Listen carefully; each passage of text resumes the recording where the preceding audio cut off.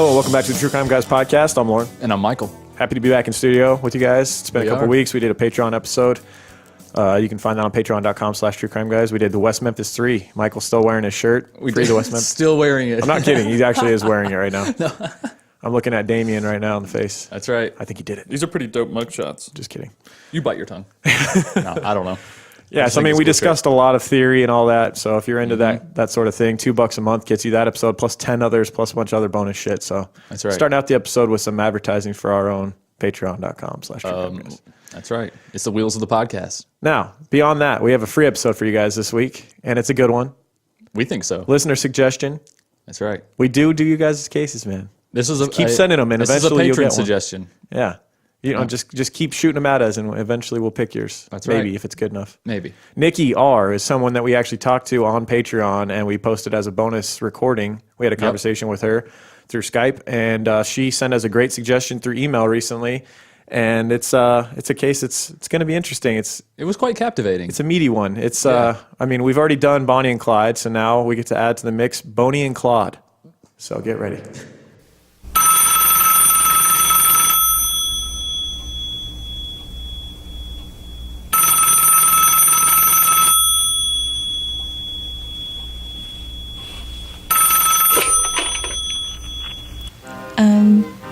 Hello?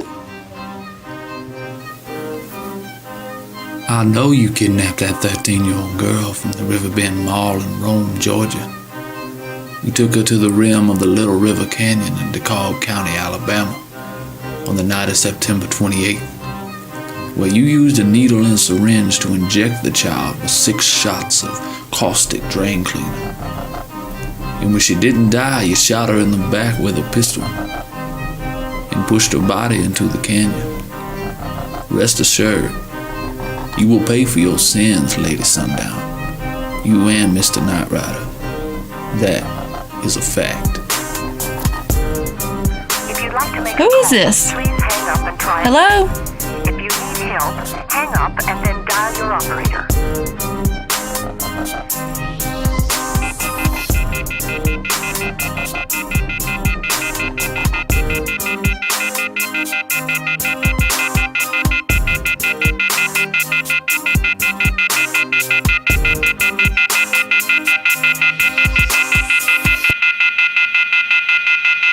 All right, this week's episode, it's a tale of love and murder. Yeah. And white trash. mostly white trash. Not quite as heroic and epic as the Bonnie and Clyde saga.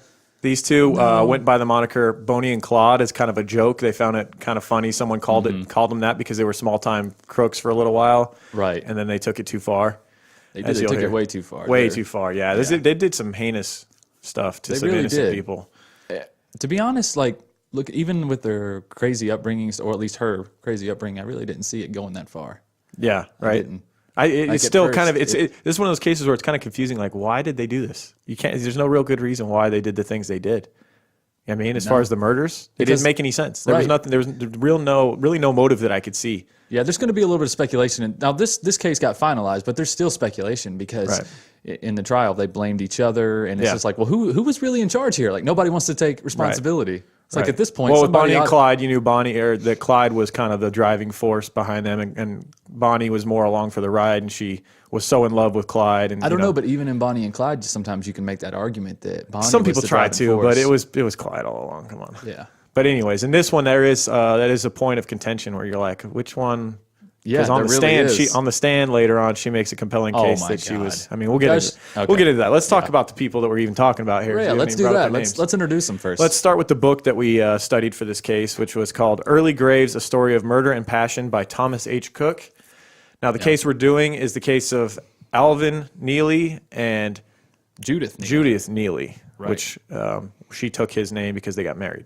Right. What was her maiden name? Her maiden name was Adams. So we'll go through their upbringings and how they met. Right. So Alvin Howard Neely Jr. was born July 15th, 1953. He shares a birthday with none other than Jim Jones. Oh, son of a bitch. He was the brains. Jim Jones, we did a 3-hour episode on him on Patreon. You may have heard of him. May have heard of the guy, you know, drink the Kool-Aid. Right. Or the, it wasn't Kool-Aid, it was a Flavor Aid, man. Flavor Aid, yeah. That's right. Drink the Flavor Aid, guys. He couldn't splurge for that Kool-Aid. Hey, man, shit was not hard to ship down to Guyana, you know? It costed you. That was just shipping tolls and everything. You try and save a few cents here and there. Well, he sure got a lot of gun shipped down there, though. Yeah, so this guy, Alvin Neely, shares a birthday with Jim Jones. He was born in Tryon, Georgia. He was the youngest of 3 children. He was known as a cute and charming young boy. He was doted on by his older brother and sister. He probably was a cute kid, to be honest. He looked like a cute kid as an adult. Even as he was an like adult, a big baby. he was a cute kid. He was like Baby Huey. Like they referenced that in the book. One of the, I think it was the prosecutor, or no, it was one of the detectives. The first time he met him, he said, "This guy couldn't have done this." Yeah. That was one of the biggest arguments, that she was the leader, the ringleader, because you just look at the guy and you're just like, what a little sissy this guy. Yeah. He just looks like you poke his belly, you'd be like, whoo. He really does, though. He had, I guess he had like big blue eyes and like big chubby cheeks you just want to pinch, and like rosy, he seemed like Santa Claus or something. If he wasn't a criminal, I feel like he would be looked at in a very positive light. He would be like the life of the party. Well, that's what He's he probably was. the guy that was all, you know, he was the guy when he was younger, right? That's he was what he always was. joking. He was a class clown. That's what he was growing up. Apparently, you know, like in the town, he was kind of the class clown. He was the kid that people just kind of gravitated to. When he would go to the pool during summers, he didn't have to pay it again because other kids would want to be around him. So just being there got more people to come to the pool and pay. Right. So they actually let him in for free. Like he was that guy that everybody gravitated towards. And of course, he ended up being a heinous criminal because the things he took part in later. I think all that went to his head. He just got to where he was like, maybe I'm just so charismatic I can get away with anything. Potentially. I mean, we've seen people like that in the past. We have. But anyway, he's definitely a strike in his column for leadership. He, by his own admission, said that he had a great childhood. He was in Cub Scouts. He was obviously had a loving family that was always there for him. He was beloved by everyone in the town. Had a lot of friends. This was a nicer area of Georgia too. Yeah. Well, I mean, compared to where Judith. That's what I'm up. saying. Yeah. Yeah. As an adult, though, he took a bit of a turn. Maybe because he was so privileged growing up and like never had to work for much, and always everybody liked him and all that stuff. He just didn't seem like he ever really wanted to work for anything. He became a petty criminal, and he was basically described by one detective as a guy that like just woke up every morning and tried to find anything to do other than work and like make an honest day's living. He would use stolen checks. He would skip out on rent. He would rob convenience stores. Basically would rather steal than work a normal job. And well, you're talking about a kid that was given almost anything. That's what we're saying. Just because of the way he looked, you know, growing up. I mean, what do you expect, I guess? Right. But that's very strange for that time, though. I feel like especially in rural, you know, in the rural South, you're kind of expected to be a blue-collar worker in a lot of those places, you know? Like that's just kind of what you always see. But it's interesting that he grew up and didn't have that perception. Yeah. But I think being the baby of the family played a big role in that, too. Yeah. He probably didn't have a lot of responsibilities around the house or in the regard and whatnot, so... Yeah, he just didn't want to work for anything because he never learned those lessons growing up that you got to work for things. You just get given everything because he looked like a little Campbell's kid. Yeah. Now, Judith, meanwhile, her childhood, she was born June 7th, 1964. She shares a birthday with Prince, Iggy Azalea, and Liam Neeson. Good little group there. That is a pretty good group right there. Right. If you just look at the birthdays, like he looks like maybe he was the real criminal here, sharing a birthday with Jim Jones, and then she's got Prince and Iggy Azalea. Not to mention how much older he was than her. Oh yeah, no, we'll get to that. Yeah. She was born in Murfreesboro. Why can I not say this word? Murfreesboro. There we go. Thank you. Murfreesboro, Tennessee. It's a seedy little impoverished town consisting of mostly trailer parks. It's a highly religious area. Yeah, of course. Yeah, I mean it was kind of a little. Shit town. I'm familiar with Shit town. Have you heard that podcast? Shit town. Shit town. That's town. That's basically where she grew up. Podcast. It is a great podcast. I would listen to all those in one day. I feel like there's a lot of shit towns in America though, and she grew up in one of them. Yeah. She had an older brother and sister plus 2 younger brothers. She wasn't wealthy or poor growing up necessarily. I mean, considering the area she was in, she was kind of middle class for the area. Anywhere else, he'd be poor. Yeah, pretty much. In March of 1970, she had a good childhood up until she was 9 years old, and then something happened that kind of changed the trajectory of her life and her family's life. Yeah. In March of 1974, when she was 9, her father wrecked his motorcycle after drinking and driving it. Where he died after being projected off the bike 100 feet, and oh yeah. And she was obviously smashed into an embankment, didn't he? Yeah, it was not good. And of course, she was devastated by this, and the whole family seemed like it just took a downhill. It really did. It's like he was the pillar of the family. Yeah, he was kind of the disciplinary, the guy that kept everybody in line, but not in an abusive way or anything like that. He was just kind of the head of the household, and like it seemed like everybody depended on him. Absolutely, keeping them in line. Absolutely, because you see her mother take a real turn here too. You can tell that he was her rock. Yeah, so the family took a sad turn after the death of Judith's father. Her mother became extremely promiscuous, and her other siblings kind of continued living at home. Like her older ones would keep living at home well into their 20s, and they basically had no ambition, no job. They were just kind of wasting their life away. They were just like, fuck it, let's do what we got to do to get by, and that's it. Yeah, and Judith really resented this. She looked at her family as like she was kind of embarrassed by it and sickened by the way things had gone. And I'm sure with these men coming and going, though, she was also getting probably a lot of shit on that end. She said that she was well aware of her mom having men coming and going on a daily basis, but she was never. The men never went near her, thankfully, and she had a kind of a vibe where it was like, "Don't mess with me." I think well aware is an understatement, though. She shared a room with her mom, divided by a sheet. Oh, really? Yeah. We got some Bloody Benders situation going on. Yeah. Yeah. All right, so this is what's going on in her family. So we're leading up to about 1979. Alvin is now married with 3 children. I don't know if he's working at this point or if he's still doing crimes to keep his family afloat or what's going on. Probably a little both. He worked at a convenience store. Did he? Or owned a convenience store, rather.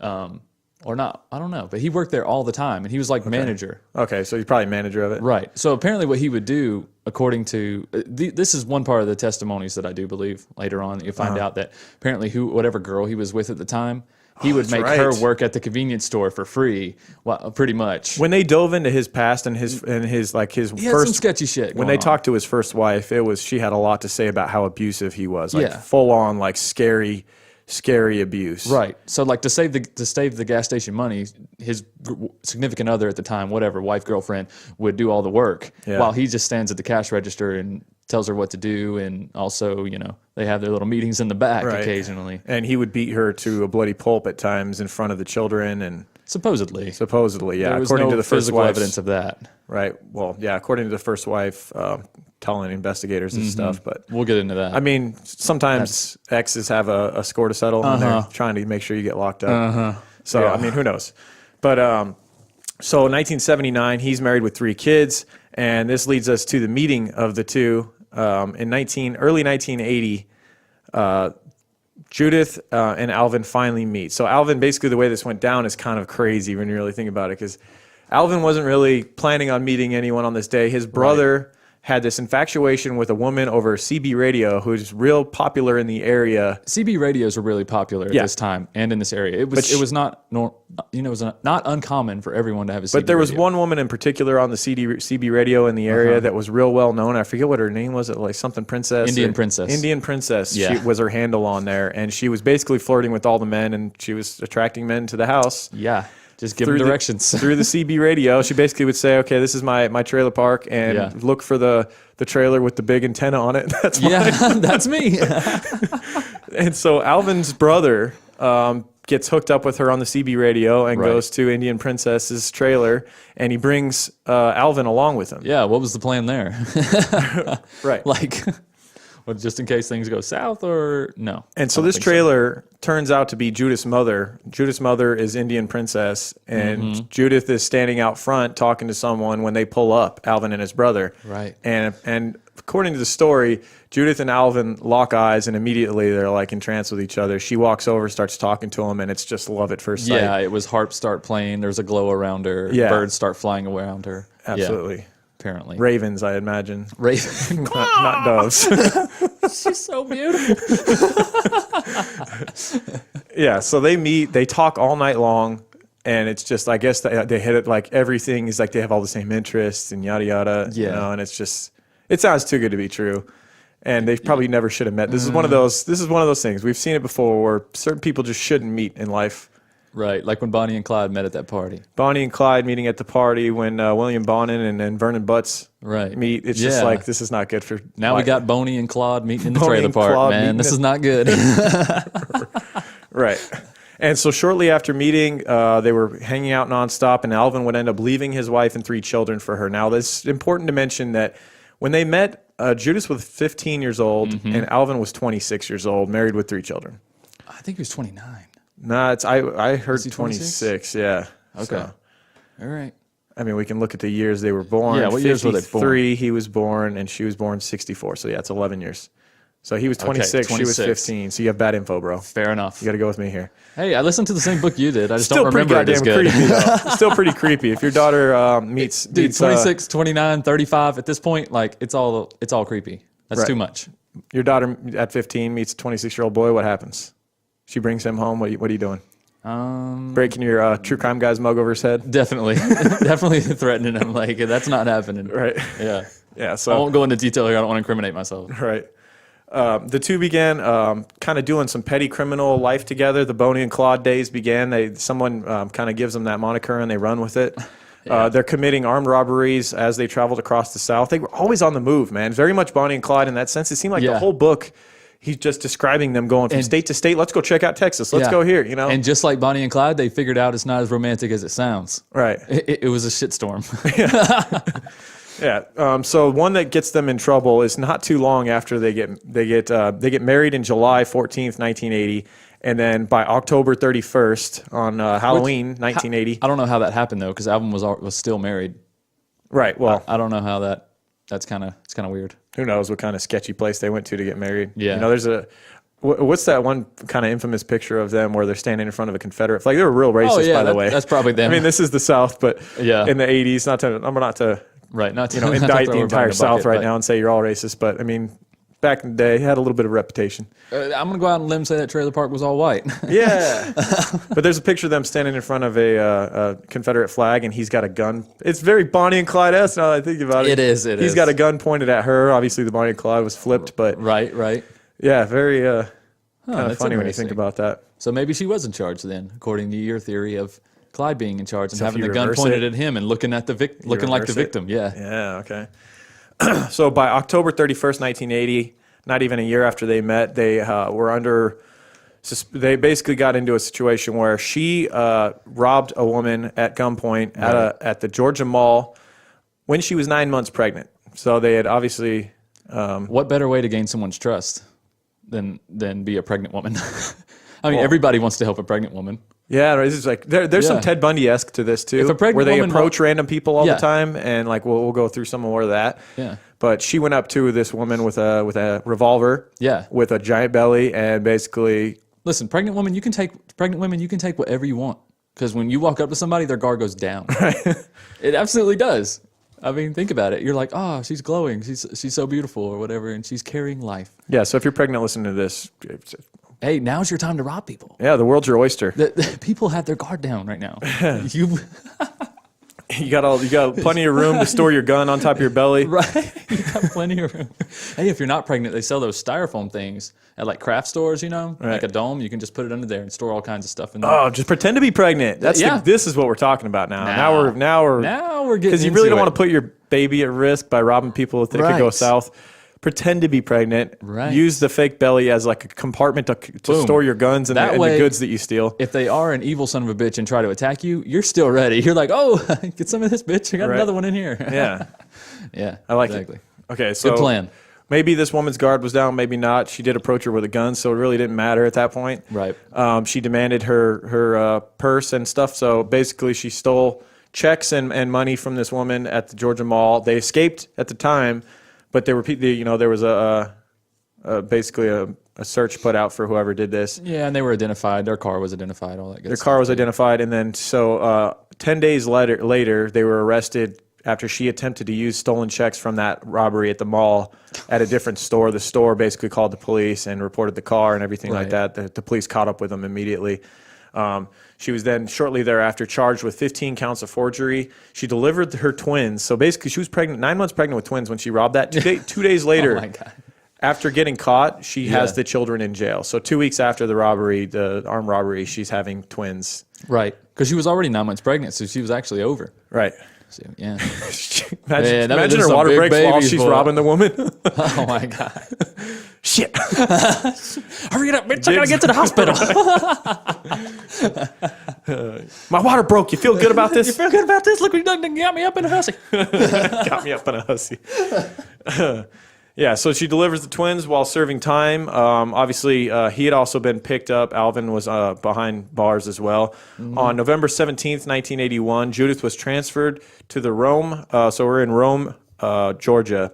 And she was transferred to the Rome Youth Development Center, the YDC, which is something that is going to be discussed much through this episode because this became like a launching point for their crimes and a reason to commit these heinous crimes that they later did. Was allegedly, supposedly her stay at this YDC was much like Panzram's stay at that school that he was in early on. Oh yeah, that like Catholic school or whatever. With the black and blue building where you would get beat and stuff like that. Yeah, this was supposedly her. Equivalent, her equivalent, and what angered her to commit heinous crimes later on was her stay at this YDC. Was in her opinion, she was being raped by people in there. There was some kind of a prostitution ring that was going on in this youth detention this center. was a big conspiracy for them. Like they really pushed this, right? At least till they got on the stand. Yeah, so she's only 16, I think, staying at this place, and supposedly the people that are working here are raping her and whatnot. So upon release from the YDC, she had to wait for him to get out. Right, Alvin's still in prison. Alvin's still in prison. He gets out. They have their great reunion, and they have now plans hatched to get. Basically, they've been writing each other while he's behind bars. She gets out of the YDC. Right. She's been writing him from the YDC. She continues to write him after she gets out of the YDC, and these letters all became files for the police to sort through and really see how kind of crazy their relationship is. The book that we read, Early Graves, really goes through those like word for word. They're pretty interesting. It was one of my favorite parts of the book. Very interesting letters, and it kind of points to her being the leader of the two here. It does. These letters talk about how much. He's kind of shown in a jealous light. He's kind of constantly accusing her, which is something that his ex-wife said. So it's kind of peculiar. Kind of makes you think like maybe there's some truth to the fact that that's probably true. He's a jealous dude, and that makes him abusive and whatnot. But she's also being a prejudiced person too didn't help the situation at all. Right. Oh yeah, there's a lot of racism in these letters as well.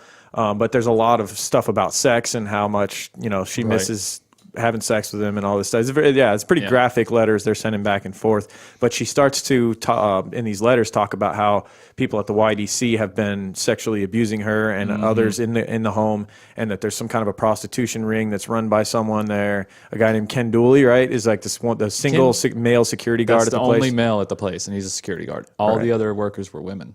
Yeah, and so someone higher up at the YDC is supposedly delivering women to Ken to rape or something along the lines of that. I don't get why somebody who works there is gonna run this ring. Like I don't.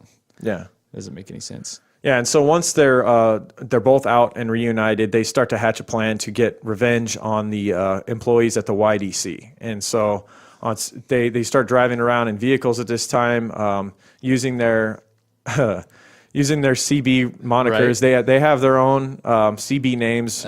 He goes by Knight Rider and she goes by Lady Sundown. Oh, they're nighttime people, I suggest. She's in a brown Dodge and he's in a red Ford Granada, and they cruise around and they're hatching these plans together. He was known as a much cleaner person. She had real bad hygiene. That's something that everybody that encountered her.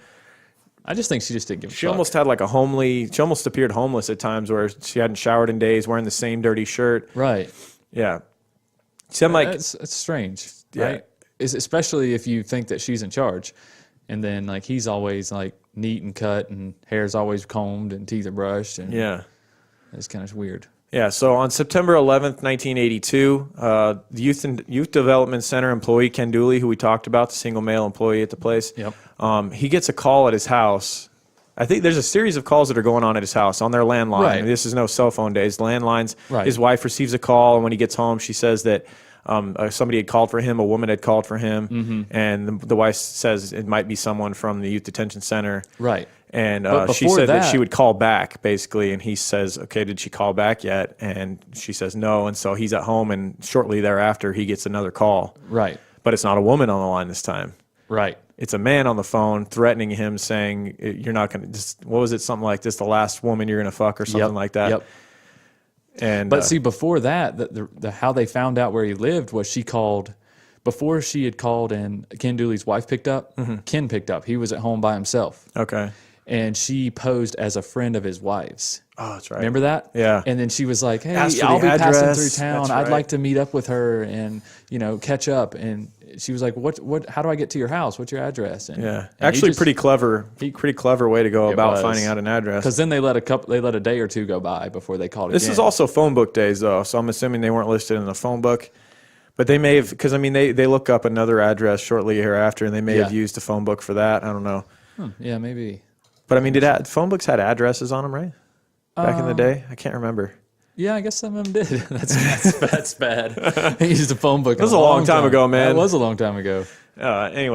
So basically a series of calls to Ken Dooley's house occur. A threat occurs from a man on the phone, and shortly thereafter, while his kids are sleeping, his wife's asleep, right. Gunfire erupts, and gunshots are going through his house. I believe it was, 4 shots? 4 shots, His home was shot at 4 times. No one was harmed, and he runs out and sees a car speeding away. Right. Might have been, was it 2 cars? It might have been both of the cars. Either way, gets a brief description of the cars, but doesn't make out any descriptions of the people driving the vehicles. Right, and it was dark as well. It was street lights out there. Very late. I want to say it was like 3 a.m. It was. The police are called. They respond. They don't have a whole lot to go on. Right. And it's kind of forgotten about. Now, shortly thereafter, a fellow employee named Linda Adair, her home was, she was also called, right, and harassed first. Yep. And then her house in the middle of the night was firebombed. So basically someone threw like a homemade Molotov cocktail up onto her porch, and the fire went out on its own. It didn't catch any fire to anything. Right. It wasn't professionally done, obviously. Right. Yeah. So this woman also worked at the YDC, so connections are starting to be made here. So what's your opinion on that? Do you think the YDC had something going on? Because why would they attack them randomly? They weren't those type of people to me. Like to want to take revenge like that. Or maybe this is what... I'm 50-50 on whether stuff happened there or not. Judy lied because she was messing around on Alvin and needed an excuse as to... But why would Alvin need to know anything? She didn't have to tell him if something was going on. Maybe she just didn't like him and then didn't like those people because, obviously they're in charge of her and making sure she's not acting up. And maybe she just grown to hate him and then made up some shit to anger Alvin enough. And she knew if she went from the sexual angle, it would engage Alvin. Well, what we get to know through this case is that, she lies a lot. And so she does seem to tell Alvin things to stir him up. Sometimes she's damn convincing. There's people like that will tell their partner something to stir him up, and it's a complete lie. I've had a friend who had a girlfriend like that, where she would, walk by a random guy and be like, he just said that he could kick your ass and get my buddy to like go and punk him and stuff like that. There's people that do this stuff. Wow. Yeah, so it's very. I think I'm 50-50 though. It's possible that kind of stuff happens. We've heard it time and time again on this show where people are abused in institutions like that. Yeah. It's supposed to be a rehabilitation center, and yet they're just basically abusing the shit out of these people. So it's very possible that she's not lying about that, but there is no proof either. So there was no evidence of that whatsoever. Yeah, there's no evidence. None of the other girls came forward about anything like that. Yeah, you would think that all the women that are working at a youth detention center, like if Ken Dooley was doing this, then somebody would have spoke up. You would hope. And later on, they interviewed 20 girls? From the YDC. Yeah, and most of them kind of just said that she was a problem. They said that Judy was a problem. Yeah, exactly. They didn't say nothing they said was lining up. Right. And not to bash her, but Judy wasn't the prettiest girl there, I'm sure. Judy wasn't bad when she was younger. Maybe. She was probably pretty unkept, and then she's pretty run down at this point. Yeah. So after these two events happened, the police receive an anonymous call from a woman who says that she had done the crimes to the YDC employees, the firebombing and the drive-by shooting, and she gave a reason being that the YDC had sexually assaulted her, and that she even told the police that they'll be dead before the night's over, basically threatening the lives of the people, the employees of the YDC. She liked to call and talk to the police. Or anybody, really. Yeah. She really liked to. Oh, dude, that's what get people riled up. That's what did them in. That's what did them in. You'll see. It sure did. You'll see that she just kept her mouth shut. Yeah. It'd still be out there. It's another thing we see in cases nonstop where people just can't keep their nose out of their own thing. That's what makes you think she enjoyed it, right? Because she had that serial killer, that BTK aspect where she's like, somebody has to know about this shit. Yeah. Yeah. Yeah, she had some. Yeah, she wasn't right. She had something going on. Yep. I don't know what exact disorder she had, but she definitely seemed to revel in her crimes and wanted attention for him, wanted credit more than anything for because there's no other reason why she would call and like claim responsibility for these things. Right. She wanted to feel superior for the first time in her life. Yeah. You know, she lived a childhood of inferiority, and she wanted to be superior to somebody, I think. Yeah. And through all that's what started, at least. Yeah, and through all these calls that they were able to start making connections. They would record these phone calls that she would make to the police. She does it after killing people, which we'll get to. But they start to make connections in her speech patterns. She would always start the call with yes.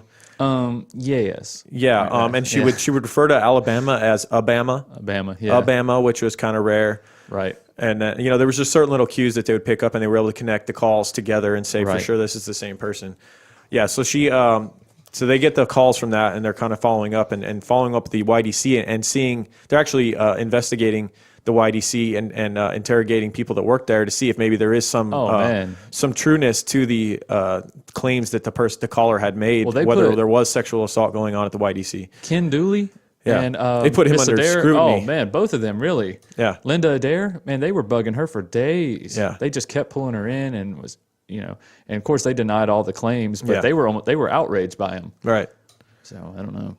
Yep. So more calls continue and more harassment of YDC employees. Shortly after these events, she calls a woman from the YDC named Mrs. Allen and told her that her husband was beating her and that she needed help, and that she wanted her to come to this certain hotel that her and Alvin were staying at the next day. The woman agreed to come to the hotel the next day over the phone. Yeah. However, she didn't show up when it came time. Wise.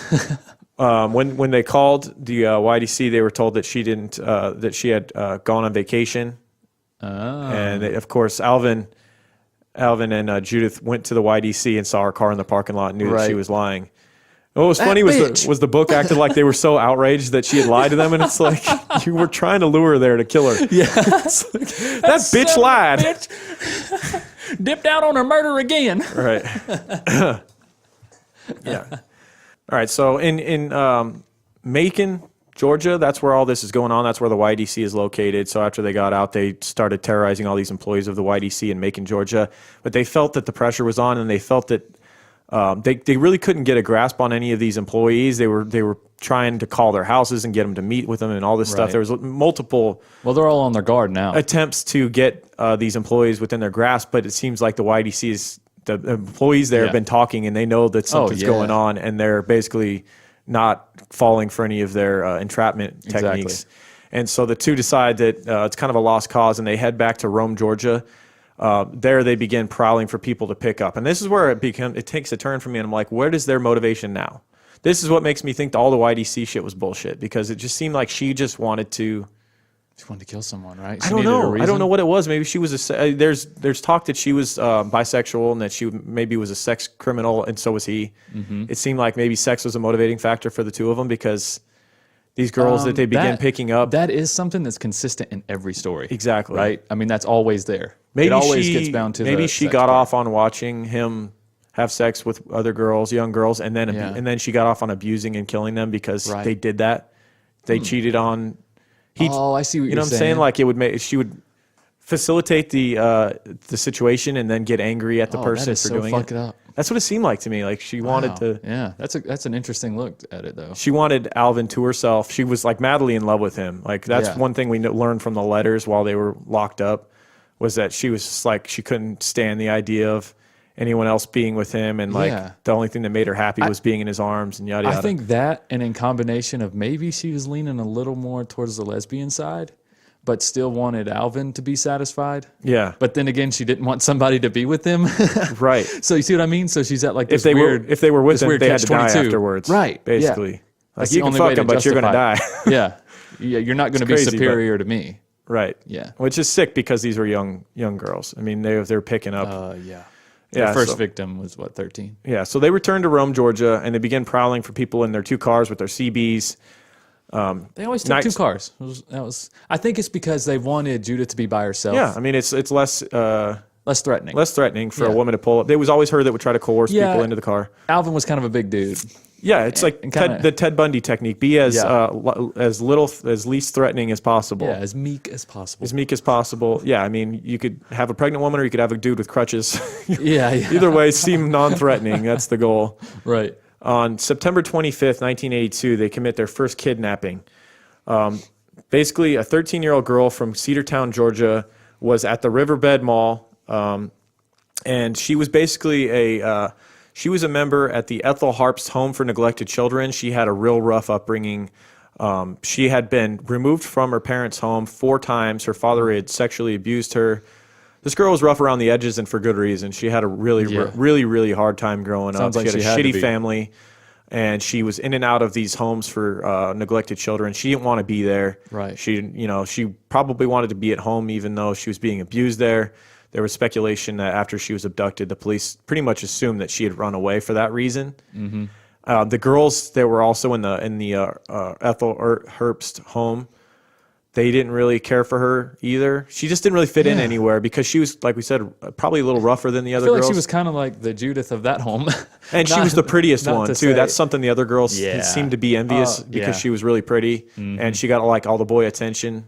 Yeah, that's a good point. And so basically the Ethel Harpst home, they had like an outing that day. They were going to take the girls out to the mall and have them window shop. They weren't really pretend to buy things. Exactly. They were there to window shop. There was 6 girls. To up that funding. Right. Can't even let the girls get some like shoes or some shit. Right. Let's go look at shit you can't buy. Let's go look at things that you'll never be able to afford, honey. Right. Basically, the leader, they had a woman that was leading the group, and there were 6 girls. And there was one that was a little bit younger, so the leader took the younger girl off on her own, and then the other 5 girls were supposed to stay together. Right. However, that's kind of bad when you got a 5th wheel. Lisa didn't like them. Lisa didn't fit in with the other girls. Mm-hmm. She didn't want to hang out with them. She didn't really want to be a part of this. Right. She goes off on her own, and that's where she's approached by Judith. And basically coerced into the car. Like Judith would approach people and try to act like she was like some friendly out of towner that had just moved here and wanted to make friends. She didn't really knock herself out on the request. You want to ride around with me? Yeah, I just want to ride around. You want to ride around? I'm bored. Let's ride around. I'm new here. I want some friends. Show me around town. Let's just show me around town. Let me kill you. Let's go check out these woods. They look cool and dark. Yeah, and let's not get this twisted. Much like Ted Bundy, they had failed all the time. They'd failed all the time. They were doing this they were doing this every day. They were just trying to come up on any young girl that was walking alone. Yep. Or man for that matter. And it didn't seem to matter in a sense. Like they were just trying to pick up strangers and see where it goes. But most of the time, even if girls were preferred. Yeah, I was about to say, if there was a man, it was because he had a girlfriend with him or whatever. And then he had to be rid of, which we'll get to. Yeah. Yeah, so Judith approaches her and ends up getting her into the car. I mean, because if you think about it, at this time, Lisa Ann, she had nothing to lose. She was at the bottom she was at the end of the rope. She didn't want to be I at the just home. want to get out of town. I just want to get out of here. Yeah. Whatever. Right. She's not being able to do what she wants anyway, so. Yeah. It's unfortunate. Yeah.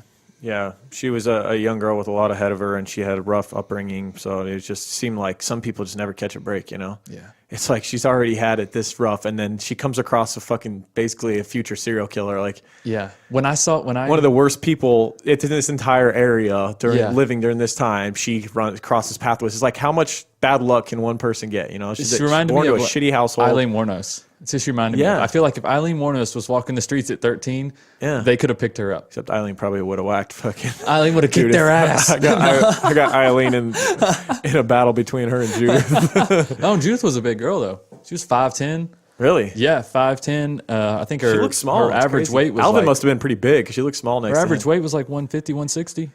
Alvin must have been pretty damn big then. I know he was a bigger huge dude. Yeah. He bragged he was like 250. He always bragged to Judith about how tough he was and stuff. I'm like, I'll beat your baby faced ass. He is a baby face.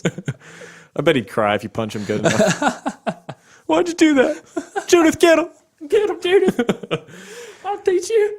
Yeah, so, unfortunately, Lisa Ann Milliken gets in the car with them, with her, and then obviously Judith radio. Basically, the method was get the person into the car with Judith, and then she would then radio over the CB, And they had a system down where Judith would call out like she was just calling anybody, but she would request the time. I forget what the verbiage was. It's 10:34. 10:34, which was just asking anyone out there in the waves what time it was, and then strike up a conversation, act like it was natural, even though they knew that they were Alvin was expecting her to radio at any moment.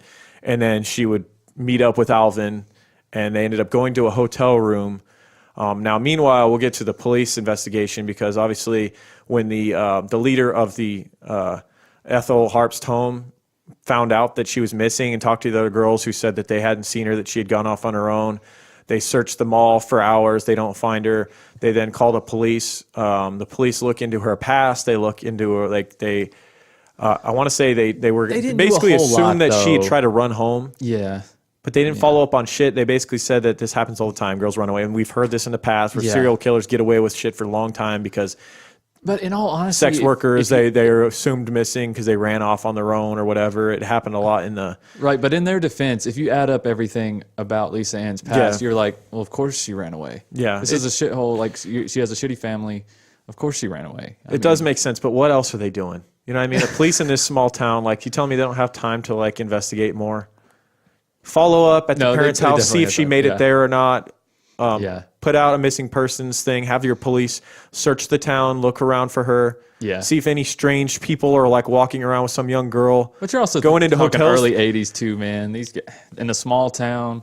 They talked to the everybody people, knew everybody. They talked to the people that were running the hotel that they ended up staying in, and they said that they felt real weird about, because Alvin seemed to fit the mold of a guy who was like a truck driver, frequent sex worker using type of guy. Like when he came in to get the room, and then they saw that Judith came in with this young girl, they were like, something's not right here. Yeah. And so they would spend the next 3 days, Judith, Alvin, they would basically keep her in captivity in a hotel room where they were sexually abusing her. They had her handcuffed. To a bed. Times. Yeah. Yeah, it was not good. And if you hear the testimony of Judith later on, she was a willing participant. They always tried to act like these girls were willing participants and willingly having sex with Alvin and her. And no, I think Alvin was saying that, right? Alvin was saying that. Yeah, he was saying that that these girls that Judith was coaxing them into having sex with him, and then it was all consensual though, apparently. But then later, Judith says that Alvin was wanting her to go get these girls and telling them what to do and all this stuff. So the police assume she's missing, yet 3 days later, the police department receives a call from a woman that says she knows where Lisa Ann Milliken's body is. You can guess who the call comes from. The female caller gives them directions that lead to the Little River Canyon in Alabama. So it's in a different state. Granted, it's not too far from where they are. Right. She claims that you'll find the body at the bottom of a cliff in the Little River Canyon in Alabama. She says it's the state park, which it's not, so that kind of tips them off that she's maybe not from the area. Right. They also pick up on the cues of her speech and she patterns. Said Alabama again. Alabama, yeah. So when they later they would connect that, but at the time they didn't connect that with the YDC calls because there was no reason to at the time. Right. And they didn't necessarily think this was even. They didn't know really how much clout to put into this because they get prank calls at first. They get prank calls all the time. Yeah. However, they do relay the message to Alabama and have their law enforcement follow up on it. They send a couple officers out that night to the exact spot where she claimed you cross this bridge and then you turn and up then they claim to have gone to that exact spot and looked, but they looked over the cliff. They didn't see anything. Right. And so they kind of come back and say, yeah, there's nobody there. And it was basically a prank call. However, the next day, the police would receive another call from the same woman that is insisting that if you go to the location she said and look over the cliff, you will find a girl's body down there. I shot her. Yeah. Claiming complete responsibility for it. The police then decide, all right, maybe we should go look again.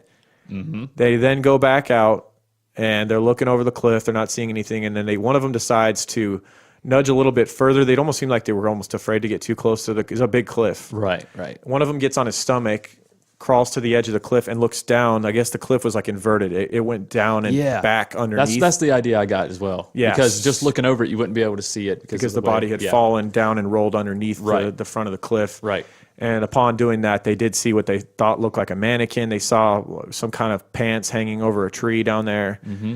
But the pants were too large to be Lisa's, which was odd. Upon closer inspection, when they got down there, they realized that it was a young female who had been killed. They saw a gunshot wound in the back, and they found some things laying around the body, like bloody pants that appeared to be too large to be Lisa Ann Milliken's. She was only 13, like we said, and these appeared to be a woman's size, like a full-grown woman's pair's pants. Right. And they had blood all over the pants. If this was now, this case is over. Right. DNA, it's over. Yeah. Because she's probably got a hair, skin cell, or some shit in them pants. It's over. Yeah, this is the early 80s, though. Yeah. They found also a paper towel with a couple of syringes laying near the body. Yeah, they're like diabetic syringes. Yeah. Full of like a weird substance, which they weren't able to identify right then. Yeah. So that was September 29th that her body was found. An autopsy shortly thereafter was conducted, and it found that Lisa had been repeatedly raped and injected with drain cleaner and basically chemicals consistent with drain cleaner and with liquid plumber. Apparently they had read somewhere, or one of their other friends had told them that a liquid plumber or a drain cleaner injection would kill someone. Well, we'll get to that. Alvin basically had heard while he was locked up in prison that you can inject someone and kill them easily with drain cleaner. Right. Which was obviously not correct. So what had happened during that time? We'll backtrack to the actual events. So they had kept her captive in this hotel room, raping her for about 3 days before Judith finally decided it was time for her to go. Right. And keeping her chained up naked to the bed in between times. So they basically convinced Lisa that they were going to set her free. Judith took her out to the state park, what she called the state park, but it wasn't. The Little River Canyon in Alabama, took her up into the trees in there and told her to lie down, and what did she tied her to the base of a tree, right? Or handcuffed her to the base of a tree and said that she was going to inject her with something. Or no, she didn't even tie her up. She said, I'm going to inject you with something that'll put you to sleep. She was still handcuffed, though. She was just not to anything. She was just handcuffed. That's what it was.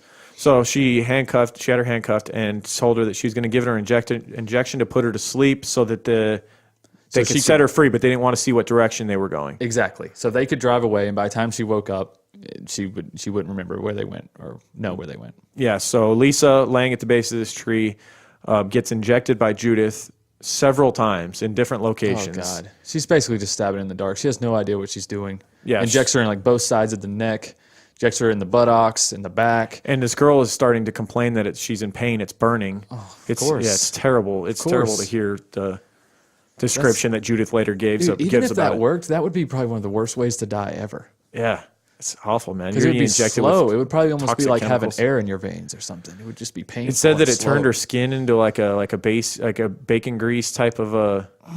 Yeah, like the underlayer, right? Yeah.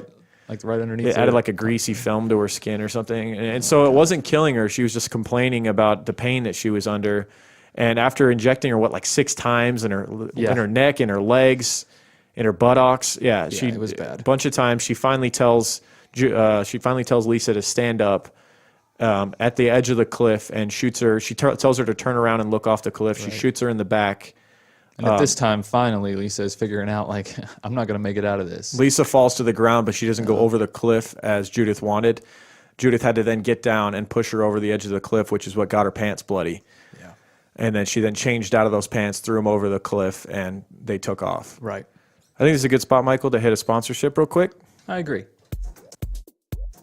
All right, Michael, our sponsor today is Propaganda Creative. Propaganda Creative is a full-service design firm located in Spokane, Washington. Small but mighty, they provide web design, graphic design, and other marketing services with a focus on amplifying brands and helping good people create success. Now, because they are located in Spokane, Washington, they don't have to charge NYC, LA, or San Francisco prices. They offer extremely competitive prices and very affordable. Right, they offer a plethora of services. Right.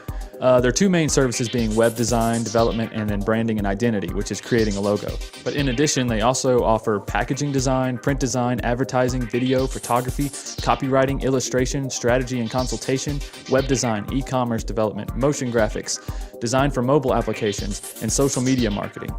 You can contact them by going to nwpropaganda.com, which is nwpropaganda.com.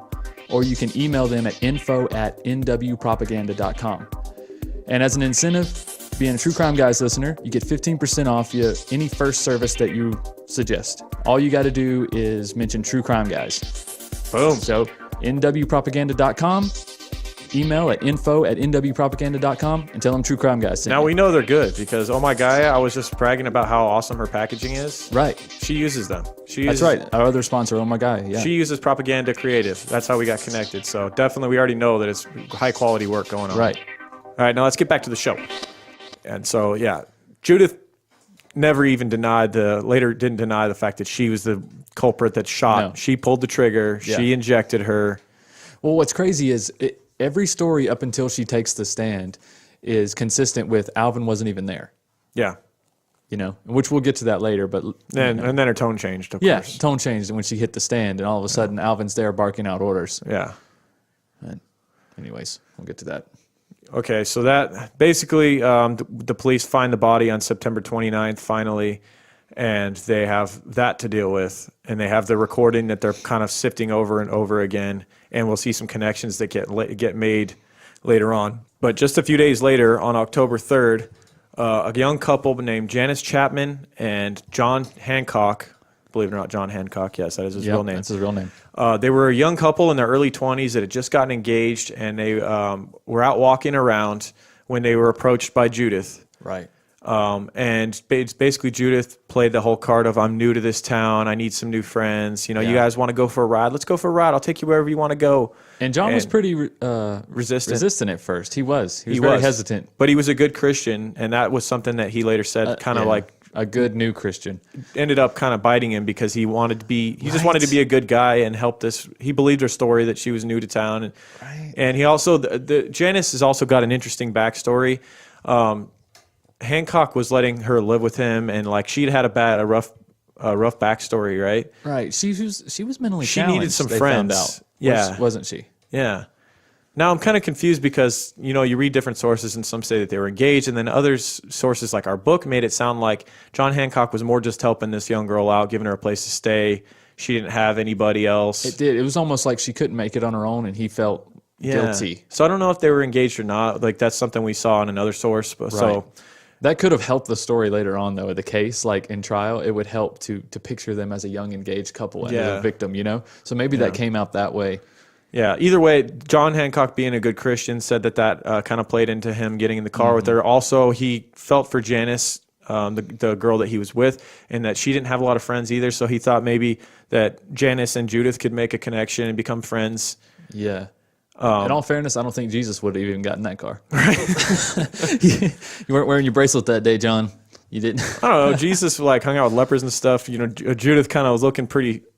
She almost looked like, you know, homeless or something. So? I think he would have been like, no, come out, walk with me. Yeah. Let's go walk in this pond. Yeah. Well, nonetheless, they got into the car with Judith, and the whole spiel happens where Judith's driving, and then she begins to CB. And but John is a CB expert. Yes. She didn't know. John Hancock knows a little bit about CB, and the frequency they were on was, 40, which means that you were extremely, extremely close to someone. Nobody used that shit. It had to be like your neighbor. You had to basically be like in the next parking space over to be able to... pretty much. To be able to respond to any calls being made on that frequency. And so she's driving down the road, Judith is, and she puts out a call for what time? Yeah, 10:36. 10:36, and immediately gets a response from, what was his name, Night Stalker or whatever? Night Rider. Night Rider. Yeah. Guy named Night Rider responds right away, and John Hancock's a little bit like, he's doing skeptical hippo face. He's like, damn, that's kind of weird. That was kind of soon. He's looking around and sees a car behind him, which he's assuming that must be who it is. I'm sure he spots the CB antenna on that car as well. Yeah. Little weird. Yeah, so the red car's behind them responding, and she immediately acts as though like, oh, you want to meet? So she's just sparking up an impromptu party. She just met these two people. Yeah. Now this guy that's driving behind them. I'm sure he's harmless. Let's all meet up and party. Yeah, let's. They pull over. Alvin and Judith start talking. They're acting as though, publicly as though they don't know each other. Right. They kind of go off and start talking, and John hears them saying something about, what's weird is that they split. Like the men got in the car together. Basically, Judith came over and said, hey, why don't you go ride with this guy that we just met over the CB radio, and I'll ride with your little friend here. Yeah, but don't forget that when Judith picked them up, she had her kids in the back seat. Oh my God, that's so hard to remember the fact that all this is going on. The kids seem like a footnote, like in the book, because they never mention them like getting upset or crying or causing any kind of thing. They're always sleeping. You constantly forget that the kids are there. But imagine this, guys. The entire story that we're telling you from here on out, the kids are there. The kids are in the car. Lisa Ann Milliken being chained to the bed and raped repeatedly. Yep, the kids were there. Somewhere in the room, the twin 1 and 2 year olds or whatever they were, 1 or 2 year old. Yeah, they were under 2. Yeah, were there. They were there. They were there the whole time. And you know they didn't sleep for 3 days. Yeah, they were there, awake. Yep. They were in the car when she shot Lisa on the cliff. Yep. They were just right on the other side of the trees, I'm sure. Yep. When she shot her and pushed her over the cliff and saw their mommy return without the girl that she and had without walked her out pants, in the woods apparently. Without her pants, apparently. Yeah, it's this story. You have to remind yourself of how crazy the stuff that's going on here. So they split into 2 different cars. Judith is riding with Janice. John is riding with Alvin. And the kids are with the guys now. The kids are with John and Alvin. Yep. Okay. And so they begin driving. They get the idea that they're going to go drive kind of into the back country to go look for some moonshine, right? That was the goal. Well, they were going to hit the liquor store or whatever, but it was closed, obviously, because it's late at night. It's getting late. And John Hancock kind of talks to Alvin and says, hey, man, I got to go to the bathroom. Can we pull over? So they pull over in a wooded area. Mm-hmm. John walks out into the woods to pee and turns around and sees Judith there. She's now got a gun pointed at him. Well, first he goes and backs and talks to Judith. Alvin does. Oh, that's right. Remember, because there was a very much Gitchy Manitou murder. If you remember our episode, this I is thought where the same thing. Did you get that same vibe? Yeah. So they pull over because John's got to pee, and Judith and Alvin have a little convo up by their car, right. And John and Janice are back there, kind of like overhearing what they're saying a little bit, and it's something. Say something along the lines of, "If we're going to do it, let's do it." If we're going to do it, let's just get it done. That's what John hears because he later lives to tell the story. Right. He hears them say something about, if we're going to do it, let's just get it done. And that's when Judith pulls the gun on John Hancock and says, him into the woods. Yeah, come with me. We're going out into the woods. Marches him out there, picks a certain spot. She almost goes into the woods with him, decides not to, takes him over to like a field area. I wonder why she didn't. Puts him at gunpoint, and she doesn't have the balls to like look him in the face when she shoots him, much like she did with Lisa. She doesn't look anybody in the face. Yeah. Yeah. She's not cold-blooded in that sense. She tells him to turn around and look off into the distance, and he's kind of pleading for his life, and then supposedly he hears Alvin in the distance say, get it over with already, let's get out of here. Yeah. And she says, I'm working on it, shoots him. He feels a sting in his back. She shoots him, through the shoulder blade, I believe? Yeah.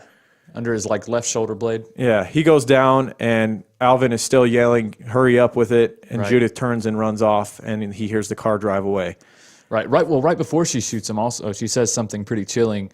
He asks her, he's like, what are you going to do? He's like, please don't hurt Janice. Yeah. And she's like, don't worry about your girlfriend. She's like, we're going to take care of her. Yeah. And Janice is just sitting there.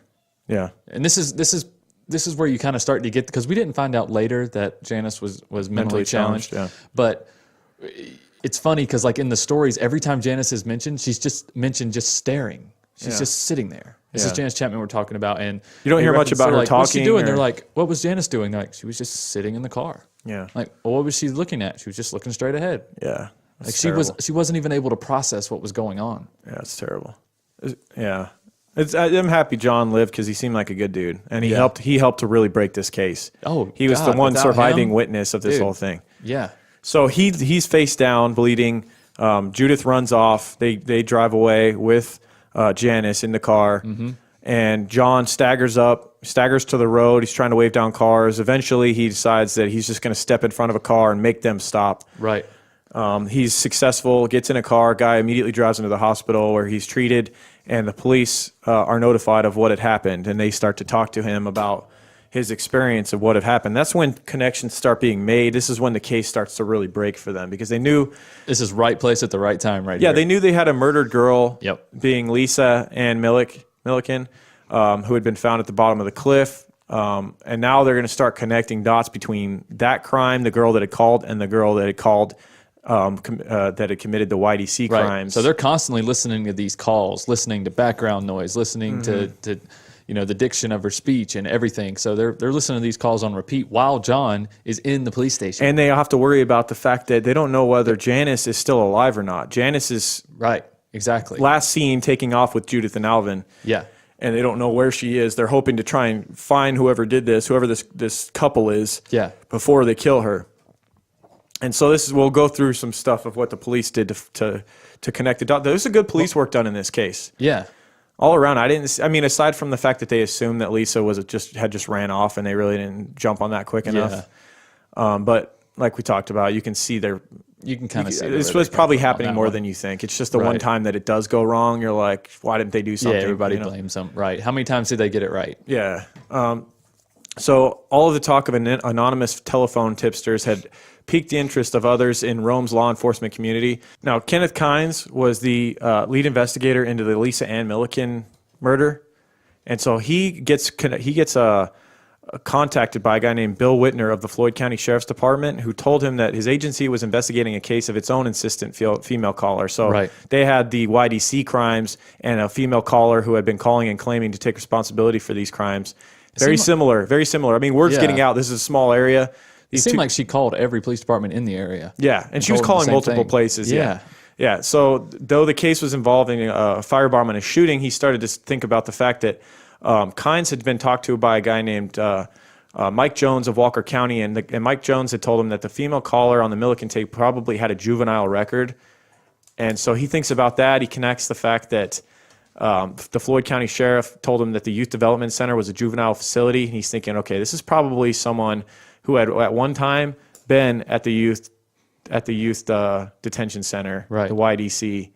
And so he's connecting here, and he starts to think maybe we can get a list of girls that had been in this YDC and start to kind of whittle down the people on the list until we can get somewhere here. Exactly. So now he has something to pursue. Remembering that Hancock had said that his abductors had out-of-state license plates also added to his suspicion. Right. He asked juvenile officer Elaine Snow for a list of the girls who had been placed in the YDC from out of state. She gives him a list of 25 names. Yep. And so the ensuing days, he starts investigating the list, starts whittling down. Okay, it narrows down pretty quick just because he knew that which ones were in town. Basically, because of John Hancock, he had a description of what the girl looked like. So he knew she wasn't black. He knew that she wasn't overweight. Right. She was a...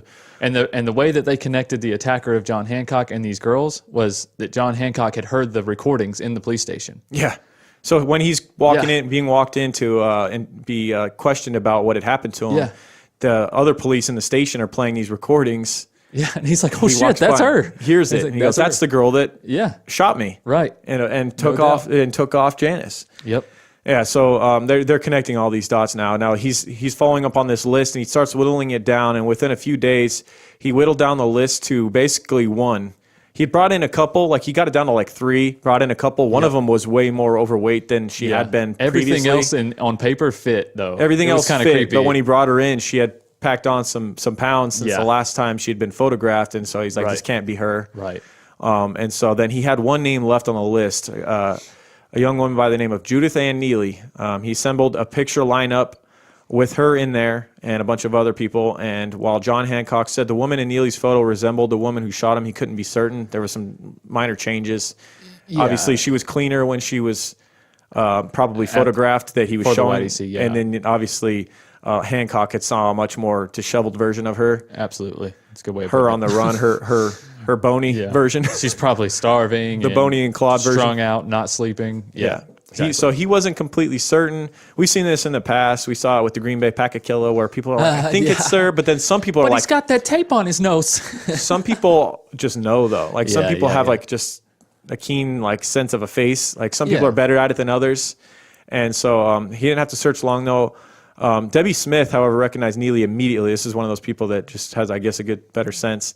Yeah. Immediately gave Kynes a positive ID he needed. He started searching for Neely right away. He didn't have to search for long. On October 9th, Judy had been arrested in a motel in Murfreesboro for passing bad checks. Right. Those bad checks always seem to get them, huh? Yeah, it does. Fucking stupid. Hey, real quick before we get too far, did we talk about Debbie Smith? How she tried to pick her up? I don't think we did. Debbie Smith was another middle school, freshman, high school age, somewhere around the 13, 14-year-old, who she tried to pick up one day in her neighborhood, and Debbie refused to go with her. Yeah. Saved her life. Yeah, absolutely. Saved her life. That old thing about don't get in a car with a stranger. Don't do it, kids. Your parents aren't just being dicks. They really, I mean. As if kids listen to our podcast, but yeah. Yeah. Hey, kids. Hey, kids, if you're riding in the back seat. This is the oldest. And you ain't listening to nothing else. Listen to this shit right here. The oldest public announcement known to man. Don't get in cars with strangers. I don't care if they got candy in a van. Right. Don't do it. Unless it says true crime guys on the side. Right. Then it's fine. Those guys are fine. We're cool. Right. Where were we? So they pick her up in Murfreesboro for passing bad checks. Alvin would end up being arrested a few days later on October 14th. Kynes got the word that his suspects were in custody. His satisfaction, though, was tempered with sadness as they found out that Janice Chapman had not been with the Neelys when they were arrested. So they still had another missing person. Right. They were pretty certain that she was dead at this point, considering... Why would they let her walk? Right. Knowing what she knows about them. Now, later what would be found out is that Janice had taken back, she'd been taken back to a hotel with the Neelys where she was tortured and murdered, raped. She'd been shot multiple times. I don't think she was, she had been at the end. But I don't think she was tortured quite like Lisa Ann was because they both testified that Janice was a more willing participant. But I think it was just because of... She didn't know what was going on. She didn't know what was going on. Yeah, she was mentally challenged. Right. She just went along with what people told her to do. Yeah. There was no resistance there. That makes a lot of sense. So the torture wasn't nearly as bad for her, but from the outside standpoint, it may have been worse. Right. Because she didn't fight them. Doesn't mean she was... That doesn't mean she was... telling what they did to her. Willing in it all. She just didn't know how to resist. She just didn't know how to resist. She thought it was normal. Right. She didn't know. Yeah. And that's what makes this story all the more sad. Right. Yeah, so I believe she'd been shot in the back and then shot multiple times in the head by Janice. Yeah. Or, apparently, by Judith. While she was researching all this Drano shit, she should have researched where to shoot people. Right. She wasn't that good. They just weren't great criminals in general, man.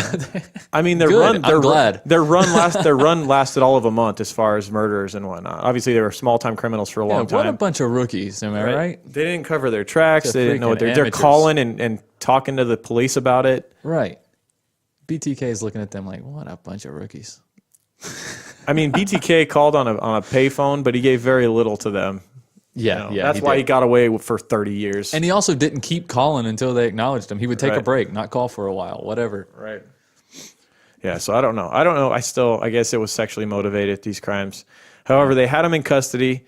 Once in the interrogation room, they folded pretty easily as well, once again proving they weren't the best criminals we've ever come across. I wouldn't really call Judith folding. I would call her bragging more so. Yeah. Like she was pretty straight-laced about it. She was upfront about everything.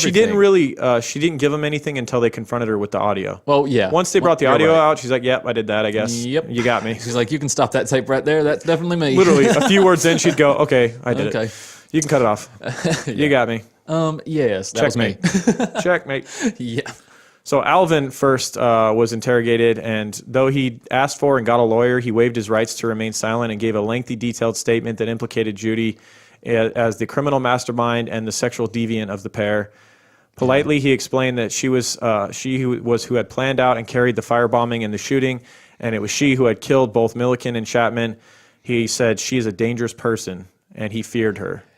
And Kynes later testified that he believed him at this point. Well, after meeting the two, the lead investigator, Kynes, he was like, shit, I got the wrong one. He said, you don't understand this case until you meet these two. He said that Alvin was, like we talked about, he said he got the most sissy vibe from the guy. Like, I imagine him having real small, soft hands and just, you know what I mean? Just not an intimidating, not an imposing figure. Not that those type of guys can't be dangerous. That's right. Not that they can't, but the vibe of a seasoned criminal investigator after meeting the two of these was that Judith was a stone cold killer with no soul, and that Alvin was... Yeah, after he interviewed Alvin, he went and peeked in on Judith's question. He's like, damn it, I picked the wrong one. I should have took her. Right. Basically he said that he believed that Judith's IQ was at least 3 times Alvin's. He just wasn't 3 times? At least. No. At least. No way. Yeah, he was like a 30 and she was like 100 something. She would just need to be a 90. It's still not that great. Yeah, obviously mine's high. Okay. Dude, okay, so for her to be more intelligent, say hers needs to be like 120. That would put his at 40. They're both dumb as shit. But 40, I mean, he's like just sitting. they're obviously both dumb, but she was a lot smarter than him, it seems. Okay. The investigator was convinced after meeting the two that Judith was the mastermind. That's what we're getting at here, okay? Now, it doesn't mean necessarily that that's the truth, but that's the vibe the lead investigator got. Now, during the Judith interrogation, we talked about how she had first denied until she was confronted with the audio of her calls. She then admitted to the firebombing at Linda Adar's house, the shooting at Ken Dooley's. She said that Adar, while she was at the YDC, had forced her to have sex with Dooley. She had also been a part of a prostitution ring operating out of the facility. After further investigation, the police determined that these were there was no untrue Of allegations. this. None. But who knows? Yeah. She then told the story of the abductions of Milliken and Chapman and what they had to endure in the days before their deaths. She would continue her confession and add even more details as she was transported to Fort Payne and formally charged with Milliken's murder. Right. Now, this leads us to the trial for Lisa Ann Milliker, which was March 7th, 1983. The trial began in Fort Payne, Alabama. Basically, was it this trial where she came in all clean and like nice looking and basically told a wise tale about how about how Alvin had completely turned her into a puppet. She was real good on the stand. She was very good on the stand. Very good on the stand. I wish I had audio of it. Very calm, collective. That tells you like she must have been some kind of a sociopath, man. Like she could turn that on like that. She could. She sounded like she could have been a world-class actress the way she was up on the stand. I mean, when you saw pictures of her, how clean and like she looked pretty again up on the stand, and basically told a tale of ever since she met Alvin that he turned her into like his sex slave, and that basically she didn't do anything other than like go to the bathroom on her own without his consent. Right. He was extremely jealous, imposing figure on her that was like basically a puppet master. Which you had. There was no evidence of this, and you hadn't heard this story at all up until this point. Yeah, and when the police are looking at the letters, right, during their first stint in jail, where they were writing to each other, she's at the YDC and he's in prison. It's a completely opposite. She was obsessed with him. Like it was all love and lust. And another thing that struck me as odd is she kept writing to him. He stopped writing to her after a while, like after a very short while, and she just kept writing. Yeah. So why would you keep doing that to a man that tortured you and enslaved you like that? Why would you post a picture up on your wall with a heart around it? Like, why would you do all this if he took advantage of you your whole life? I would be happy to be away from him. I wouldn't want any contact. Right. Well, either way, the investigators that were there, like the prosecutors, just couldn't help but laugh to themselves watching her on the stand and seeing how starkly different she was than when they had investigated her and interrogated her, how different she was. Yeah, and in the book, Early Graves, it has he must have had like the freaking stenographer report because it was like word for word. It's really good. That part was interesting. You're just sitting there like mouth wide open, like how the fuck she have the gall to say all that? Yeah, like it's unreal and not show. Dude, I'm not gonna lie. Like, when he was breaking down her after a while, you're her like testimony on the stand. Right. I'm like, maybe she's right. Especially when you hear the testimony of Alvin's ex-wife and talking about how abusive he was and telling all those stories. Yeah. One thing Judith kept saying though is that he would beat her with a bat and like strike her in the head with a bat, and they weren't able to find any scars on her. She said it didn't add up. A lot of the stuff she was saying just didn't seem to add up. There's a good chance she wouldn't have lived. Being as big as Alvin was, and she said that he swung the bat with two hands and.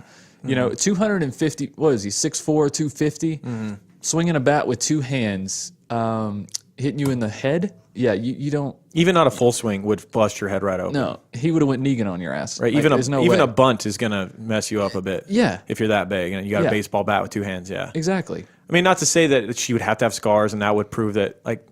I mean, it could definitely prove he was abusing her potentially, but there would be scars. There would be split open. You would think there'd be more, but ultimately the jury didn't buy it, right? And the prosecution was able to prove her guilty. I mean, the fact that she confessed to basically pulling the trigger and injecting Lisa on the cliff, shooting her, pushing her off. And this is the first time her bloody jeans, all of that. Yeah. And this is the first time we hear that Alvin's present at this scene. Yeah. Because supposedly she drove Lisa out there by herself. And then all of a sudden, when she's on the stand, she's saying that Alvin is not only there, he's telling her, inject her here, inject her there, inject her here. Okay, now shoot her. This is over. Push her off. Yeah. And there was no evidence of that. And she didn't say any of that when she was confessing. Yeah. Yeah, but it just kind of gives you a glimpse into how how she was a dangerous criminal, and that's when I really got a sense for how dangerous she was with how easily she was able to flip. Oh, I know, and right? play that card and just act as though she was. Imagine if it was the 40s. She would have pulled a Bonnie and she would have been set free. Yeah. Remember that when Bonnie first got on trial? Yep. And she went in there and lied her ass off and walked right out the Said damn that Clyde courtroom was that day. making her do everything, and then Clyde picked her up on the steps. Clyde picked her up. Yep. That's exactly what it would have been. Yep. So the verdict would come down, and Judith Ann Neely was found guilty of murder and abduction. That afternoon, the prosecution and defense delivered arguments in front of the jury in the sentencing hearing. Late that night, the jury delivered its recommendation to Judge Cole, because she was up for capital murder, and she was up for the death penalty. And by a 10-2 vote, they recommended that Judy be sentenced to life rather than death. However, in Alabama, it's a little different. The jury's recommendation is only a recommendation in Alabama at this time. I'm not sure if that's still the case. It's ultimately up to the judge at this time in Alabama. In a capital case, it's not the final word on the matter. It serves only to inform the judge of the jury's opinion. Right. The judge is like, noted. Bullshit. Noted. So he says, death? Stamp it. Stamp it, death. The final decision lying with the judge himself after a brief sentence hearing on April 18th, 1983. Judge Cole sentenced Judy to die in Alabama's electric chair. She was 18 years old, and at the time, she was the youngest female to be sentenced to death in Alabama. Now, what he said made a lot of sense. You know, he kind of said what his thoughts on the case in general. He took into account that she had, you know, a meager upbringing, and that she was potentially under the influence of an older man. Right. However, he said that the atrocities that were committed, that the specific brutality of these murders, was, I mean, if you can't kill a person who does these crimes, who do you kill then? Exactly. You know what I mean? Who do you, exactly. If an innocent 13-year-old girl is held down and injected with Drano in her neck and then shot and pushed off a cliff, like if that's not grounds for killing somebody, then what? And not only that, the prosecution made a great point in the closing argument. He said, you know, if we don't crucify her because she puts the blame on him, and then we don't charge him because he puts the blame on her, they both walk free. This is exactly what they're trying to do. Right. And you wanna let both of these people walk free because somebody's responsible. Right. You know what I mean? And how about the person that pulled the trigger and squeezed the syringe? Well, I mean, he's guilty too. Don't get me 100%. wrong. Oh God, he's fucking guilty. Right. But you can't let, if you start believing that, then both of their defenses are going to work. Right. And they both walk free. Yep. No, it was a great point. Yeah. When I heard that, I was like, oh, fucking killer. Right. That's it. No, I'm just kidding. I was like, oh, that's a great point. I just thought lock them both up. That's why you get paid the big bucks, brother. I always thought they both needed to be locked up. Yeah. I mean, at least locked up. You ever watch the first 48? Everybody pretty much gets charged with murder if you're there. You know, if you're in the car, charged with murder. Charged with murder. Because you just don't, you're going off of what people are saying. You shouldn't have been there. You know what I mean? It's sad sometimes people really were just the wheelman and they didn't realize what they're getting. Maybe they just thought they were going to a drug deal and it turned bad.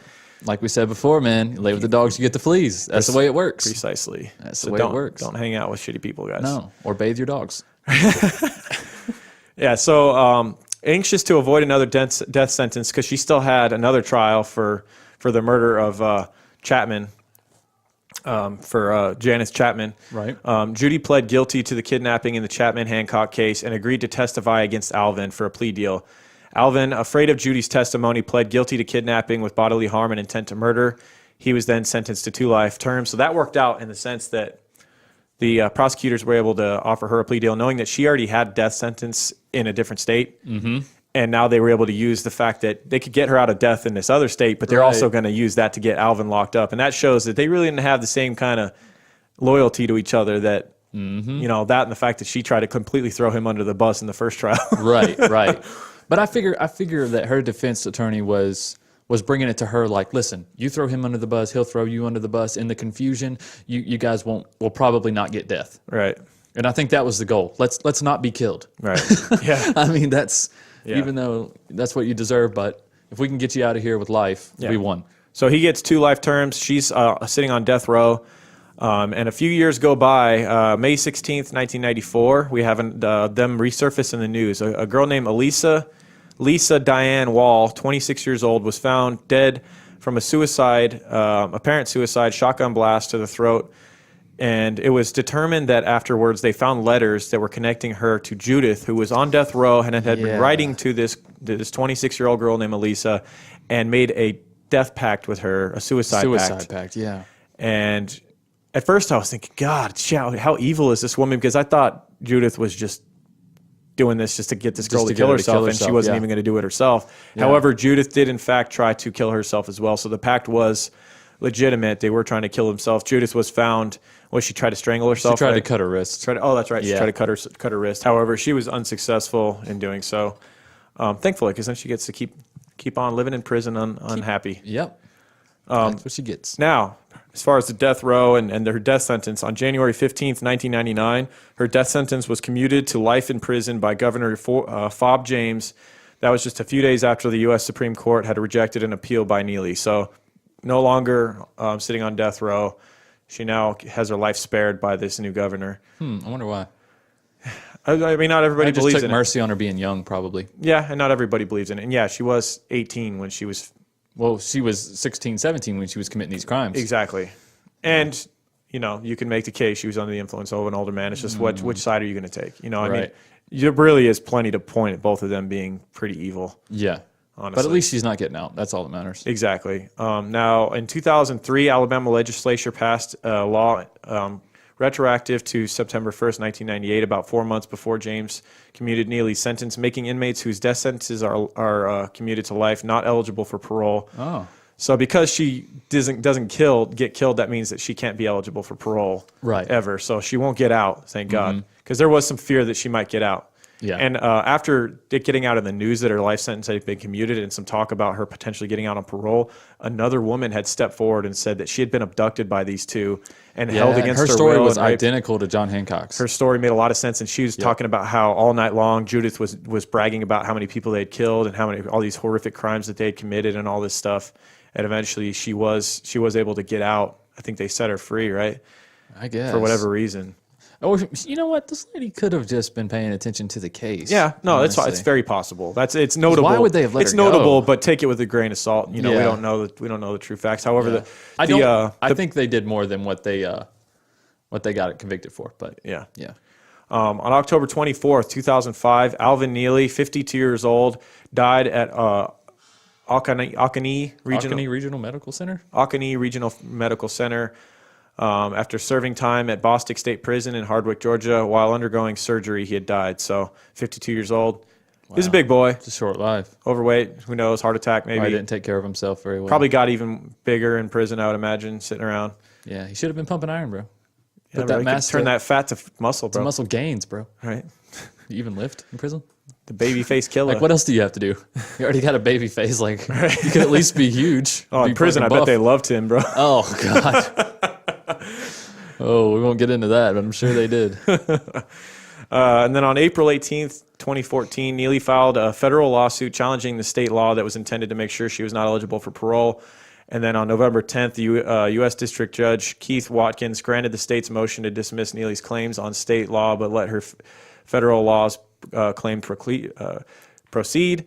On July 26th, 2016, Judge Watkins ruled that Judith Ann Neely cannot challenge the constitutionality of a state law barring her from parole eligibility, so she will never get out. She is still in prison. She is serving her sentence at the Julia Tutwiler Prison for Women in Wetumpka, Alabama. Wetumpka? Wetumpka? Wetumpka? Wetumpka?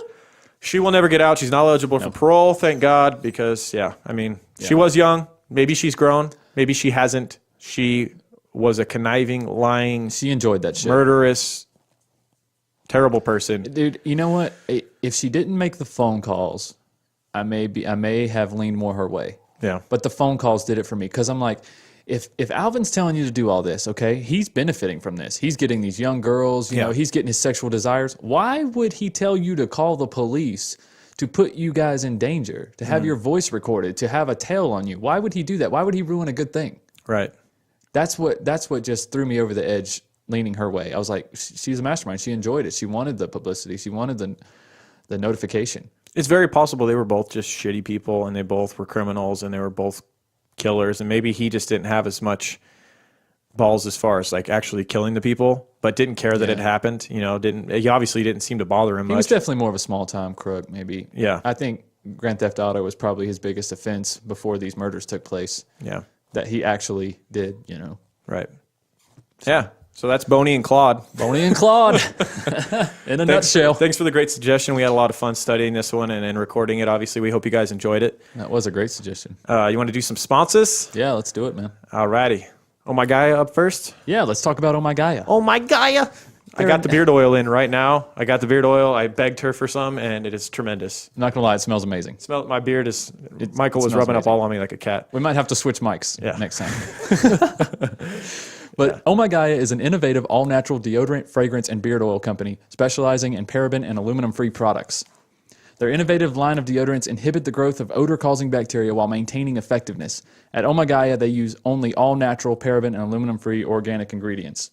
Best scents on the market, dude. They have the best scents. They really do. Your wife owns like all of them. She pretty much has all of them. That's awesome. Pretty much. Here's a few of them. They have. Well, you can get unscented if you don't like scents. If you want to be. What's wrong with you? Yeah, what's wrong with you? We don't. Okay, a bland person. I guess get unscented if you want. If you wear. You're gonna get unscented. You're gonna get unflavored ice cream. Yeah. What are you doing? What do you don't have taste buds? You don't have scent glands? I don't know. Okay, so a few of the scents are vanilla, cherry almond, sandalwood, lavender, lemongrass, Egyptian musk, my personal favorite, coconut, dreamsicle, leather, lumberjack, Lauren's personal favorite. That's all me, baby. Honeysuckle, and there's a limited edition. My wife loves this one. It's bergamot amber. I'm gonna have to talk to her about making this more permanent because my wife only she has like a bunch of the scents. She has sandalwood, vanilla, lemongrass, coconut, but she loves that bergamot amber. Like really, So recommend. It's a limited edition, so if you want that shit, you gotta hurry. All right, hurry up. But for 15% off, you can use the code CRIMEGUYS on her website. It works immediately, and you can reach her at Oh My Gaia on Instagram or ohmygaia.com, and that's OHMYGAIA.com. Again, use code CRIMEGUYS for 15% off.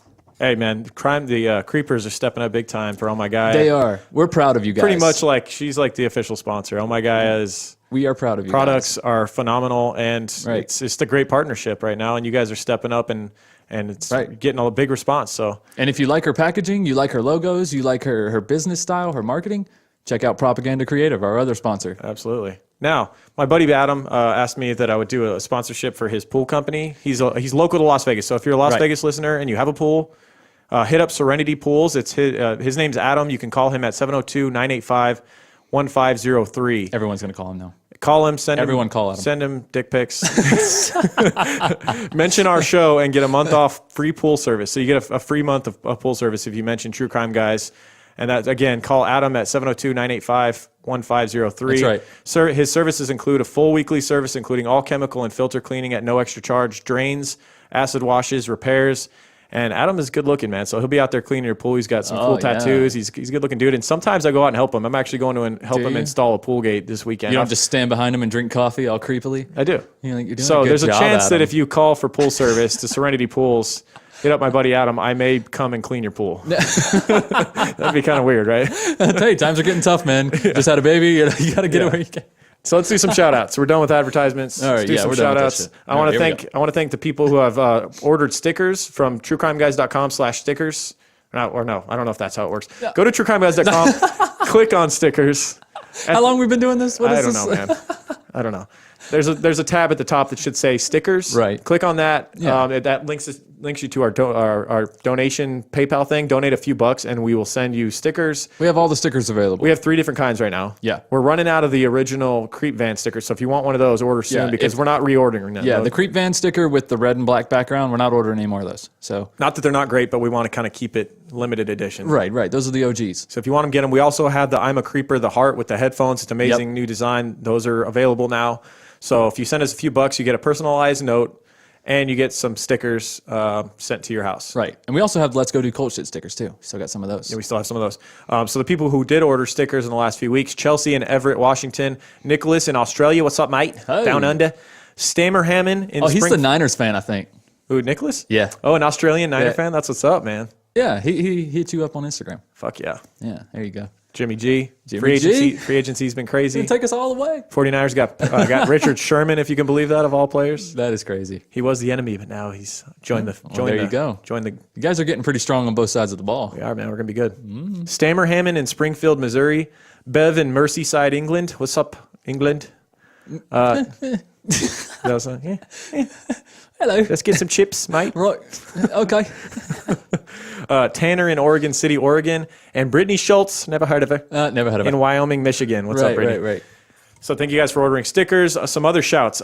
Katie V sent us a message on Instagram, I believe, about how much she enjoyed our Silk Road episode. Me too. She also has her own podcast called Humans of Bitcoin.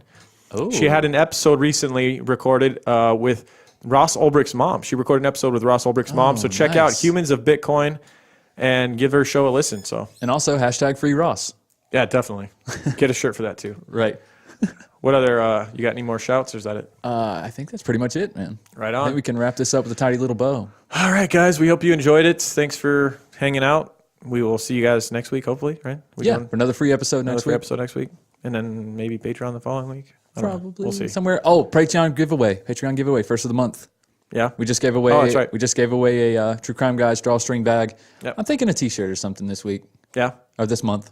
Yeah. I'm giving away one on Instagram, so I got a post on there. You can comment, whatever. I'm going to pick somebody this weekend and buy a shirt out of my own personal money. I was going to say that was news to me, so you're using half my cut without even... No. Just that's messing. my own personal money. I'm the stupid son of a bitch. So yeah, you can do that. And also we're going to do a Instagram giveaway with Oh My Gaia. Oh. She's going to create like a little sample pack. And what we're going to do is we'll put up an Instagram post this weekend, or it's probably already up by the time this is published. And so go check out us on Instagram, True Crime Guys. Yeah, I mean, Twitter, do that True anyway. Crime Guys, whatever. Yeah, do that shit anyways. At True Crime Guys pretty much everywhere. Right. We have a Facebook page. We have a closed Facebook group run by Michelle K. Shout out. Right. Yeah, so do all that. But comment on that post, and then go follow Oh My Gaia, and you will be eligible to win that sampler pack. Right on. So you can win all kinds of free shit for listening to our show. That's right. What more do you want? We just give shit away. I don't know how we expect to do this for a living. Are you not entertained? Are you not entertained? Big shout out to everybody that wrote and reviewed iTunes. Even the 1 star that we got, that dickhead. That guy's an asshole. You know what? We were mad until we looked into his history of reviewing people and noticed that we were one of 3 podcasts that he's reviewed negatively. Yep. Just reviewed it all. Only 3 podcasts he's reviewed it all. And you know what they are? Sword and Scale, True Crime Garage, and True Crime Guys. That's a good group. And he gave them all shitty reviews. We're all shit, so fuck him. I'll take it. If they're shit, then we're definitely shit. Hey, I'll be shit if they're shit. Right. That's a good pile to be in. That's a good pile of shit. Why does he even listen to True Crime? Right. Like, Just dude, hates everything. this genre is not for you. Right. Like, get the fuck out of here. What is this? They're talking about killing people. I don't know what's going on. I don't know what's going on. Unbelievable. But everybody that rated 5 stars, thank you guys very much. Yeah, thank you very much, guys. Even if you just rate and don't leave a review. Yeah, just go click 5 cool. stars. It helps. But yeah, It helps inflate our ego. And if you haven't reviewed us yet, go do that now to get that dude further down the list so that motherfucker's not at the top. Right. You know, I can't stand that. Bum ass. Yeah. Just trying to crush people's worlds. Right. Fuck him. All right, guys. All right. On that note, Have a beautiful day. Have a great St. Patty's Day. Happy NFL free agency. Happy March Madness. Anything else that's relative right now? Yeah. Anything coming up? Yeah, happy spring almost. Easter's coming? Yeah. He will Happy rise daylight again. savings time. Oh, God. Don't Just even. happened. Don't even. Still What? dark. I like longer days, man. Come on. All right, guys. We keep live in creeping. Vegas, the sunniest place. Keep creeping. All right, keep creeping. See ya.